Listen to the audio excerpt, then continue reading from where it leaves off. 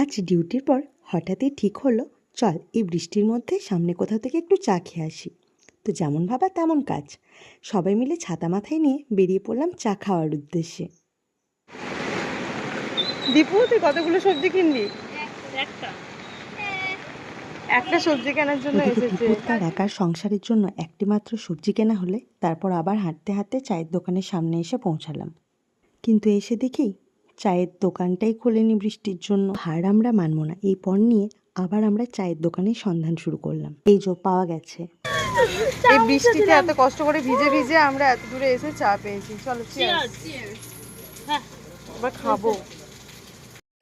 তোকে চা খেতে রাজি করানো হলো, তুই নিজে এসে খাস নি? আমার ঠান্ডা লেগেছে, গলা ব্যথা। আমিও কোনো সময় আগে খেতাম না, আমি রাস্তাতে এরকম করে চা।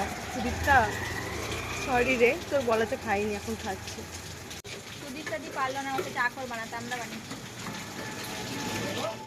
বৈশাখী তার গলায় পেন গুজে ঘুরে বেড়াচ্ছে। কেন রে?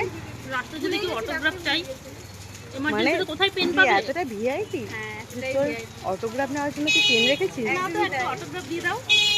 দে, পেনটা দে। কি অবস্থা, তুই এরকম করে বলবি? এক হাতে ফোন, এক হাতে ছাতা নিয়ে তুই অটোগ্রাফ চাইছিস, অটোগ্রাফ দিতে পারছিস না, তুই পেন নিয়ে ঘুরে বেড়াচ্ছিস। হ্যাঁ, চাটা খেয়ে মাথা কেমন ঘুরছে। মাথা আমরা ঘুরছে? আমরা দুজন হচ্ছে এমন দুটি পাবলিক, আমরা খাওয়ার সময় যা পাই তাই খেয়ে নিই, যে তারপরে আমাদের শরীরটা খারাপ হচ্ছে। তোমার নাজুক একটা একজনের প্রাণী। হয় লুজ মোশন আর আমার মাথা ঘোরা। তোমরা না। ইনি আমাদের 1055তম এটা প্রতিজ্ঞা যে আমরা আজকেই লাস্ট, এরপর আর কখনো খাবো না বাইরের খাবার। আবার খাবো। কিন্তু এটা 56 হতে আজকের দিনটাও হয়তো বেরোবে বলে মনে হচ্ছে না।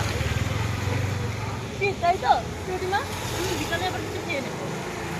এক্ষুনি যদি সামনে কিছু একটা পাই, চল না একটু খেয়ে নিই, যা হবে ঠান্ডা হয়ে যাবে। এই হচ্ছে আমাদের ব্যাপার।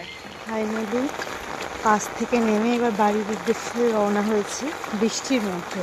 আর আমাদের গ্রামের এত সুন্দর রাস্তা, ওয়াও! রাস্তায় হাঁটছি না পুকুরে হাঁটছি বোঝা যাচ্ছে না। যাই হোক, কাদা জল মাখতে মাখতে এবার বাড়ি ফিরে যাক। টাটা।